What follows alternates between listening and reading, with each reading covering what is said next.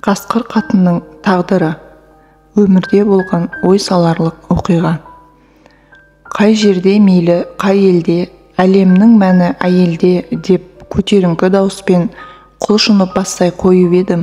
Әй бала, не болды? Әйел деп өзеуреп. Азаматы болмаса әйелдің мәні де жоқ, сәні де жоқ. Он есей деп тыйып тастады. Осылай деген сөзі өткір апама жалт қарасам, көзі де өткір екен. Жүзі де мұнша суық апа болады екен-ау. Абдырап қалғанымды білдірмейін деп, апа, енді бәріміз әйелден, анадан туылғасын дей бергенімде, немене, шешең сені күлге аунап туып беді? Деп апам одан сайын зәр шаша қарады. Ойпырмай, мынау қандай адам өзі? Асаба деген атым бар емес пе? Деп тағы бір уәж айтқалы оқталып жатыр едім. Той иесі білегімнен тартып қалып, ойбай, үндеме, бұл маңайда қасқыр қатынды жеңген адам жоқ деп сыбыр ете қалды. Мәссаған, әйгілі адуын қасқыр қатын деген осы екен ғой деп тілімді тістеп те қалдым. Дабырлап өтіп жатқан құдалық басылды да қалды. Дүниеде топ адамның тым-тырыс болып қалып, өлі тыныштық орнағаны жаман екен, әсіресе тойда. Сілтідей тынған жұрттың ішінен біреу әнтек қозғалып қалса, қасқыр қатын шатынаған көзімен жалт қарайды, ұрынарға қара таппай отыр. Мен сол күннен бастап қасқыр қатын аталып кеткен апамды жек көріп қалдым. Шын атында білмедім, білгімде келмейді. Қасқыр қатын деген аты туылғалы бері өзіне жарасып келе жатқан сияқты. Ол тұратын ауылдың тойына ойланып баратын болдым. Той жасайтын әулетке қасқыр қатынның қатысы бар ма деп сұрап алатын болдым. Неден қорқсаң, соған тап боласың деген рас екен. Қасқыр қатынмен жиі жолығыса бердім. Талай адуындылығына куә болдым. Тағы бір тойда сол ауылдың әжептәуір дәулетті адамының тойын басқарып тұрмын. Той иесі сырбаз, сыпайы, орта жастан асқан кісі. Бір тамаша аға екен. Тілек айту барысында ағамыздың бір туыс жеңгесі, бұл қайнымыз аулымыздың ағасы, алтын тонның жағасы ғой, елім деп жүрген азамат деп көпшілікті қойып келіп жіберіп еді. Әй, не оттап тұрсың? Өй, табаның бүрі жоқ сорлы. Бұл азамат сымағың колхоз тарағанда бүкіл дүние мүлікті әкесінен қалғандай басып қалып, талайыңды тентіретіп жіберген жоқ па? Сенің шалың айдап жүрген тракторын тартып алып, артынан бір теуіп далада қалдырған жоқ па? Сол кезде сенің қалай зарлағаныңды сен ұмытсаң да мен ұмытқан жоқпын. Бұл да түк білмегендей сықия қалыпты, сен де түк көрмегендей елдің ағасы деп қалыпсың ғой, бейшара, деп қасқыр қатын долдырап шыға келді. Мәссаған, безгелдек, кім айтты саған тез кел деп? Құдай-ай, қасқыр қатын келіпті ғой деп ішім іріп кетті. Сол тойдан соң арада біраз уақыт өтті. Мен үлкен қалаларға көп шығатын болдым. Тапсырыс артқан сайын ауыл аймақтың тойына сирек баратын болдым.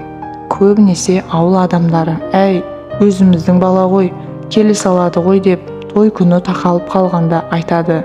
Оған әрине уәделі жерің болса бара алмайсың.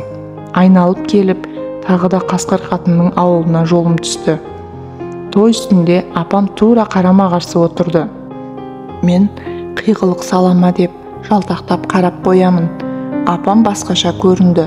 Өмірі қабағы ашылмайтын адам жадырап отырды. Күлгені ерекше тартымды екен. Күлгенін бірінші рет көрдім. Аппақ болып сұлуланып, адамға қарағаны бір жағымды. Бір сәт көзіне көзім түйісіп қалды. Мөлдіріп, тұп-тұнық болып, мейірім тұнып тұр. Ыңғайсызданып қалдым. Апам әзілде, әнде айта алады екен. Сол тойда ерекше нұрланып жүрді. Той соңында маған да рахмет айтып, батасын берді. Әңгімелескісі келетін сыңай танытты. Мен әбден жүрек шайлы болып қалған қасқа апамның тыныш жүргеніне, тойдың тыныш біткеніне қуанып, әумин деп тайып тұрдым. Ертеңіне қасқыр қатын қайтыс болыпты деген хабар келді. Көңіл айтуға бардым. Жиналған жұрттың есебі жоқ. Не деген көп адам. Кешке дейін жүрдім. Кезінде жек көріп, кездесіп қалмаса екен деп жүрген апамды бүгін жер қойнына қимайтын сияқтымын. мұндай мықты адамдар да өледі екен-ау деп қоямын ішімнен. Сол жерде жүріп, апамның қасқыр қатын атануының тарихына қанықтым. Апам қыз кезінде жан біткеннің сұлуы болыпты.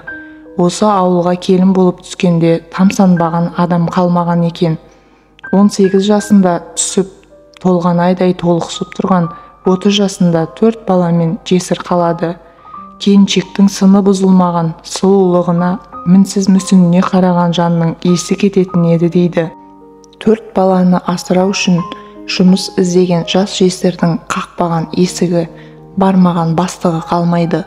Тауқыметі тоқырау жылдарына тап келіп, қатты қиналған көрінеді. Ең қиыны бала мұрты тебіндеген бозбала да, ел ағасы деп жүрген қақсалар да көзін сүзе береді. Келіншектің сұлулығы мен таза жүрісін көре алмайтын, өз байына сенбейтін бейбақ қатындар өрттей қаулатып өсек шығарады. Соның барлығы жесір келіншектің жанына батып, ашындырады. Жауқазын гүлдей жастығын, нәзіктігін жиып қойып, тұрмыс таласына білек сыбана кіріседі. Ертеңгі күні 4 баламның тауы шағылмасын деп алдына келгенін тістейтін, артына келгенін тебетін асауға айналады. Бірінші тілі шығады, сосын қолы шығады. Талай жерде еркекше төбелескен де кездері болған екен. Жұлысып, арпалысып жүріп 4 баласын жеткізеді. Соларды жеткізем деп жүріп, өзі де қасқыр қатынға айналғанын сезбей де қалған. Шығар жарықтық. Апамның осындай тағдырына қаныққаннан кейінгі менің ішкі дүниемде толқындаған сезімді айтып жеткізе алмаймын. Қайран шеше, қайран қайсар ана дей беретін болдым. Жаның жаннатта болсын, аяулы Гүлмайса апа. Авторы Әл-Фараби Бегарысұлы.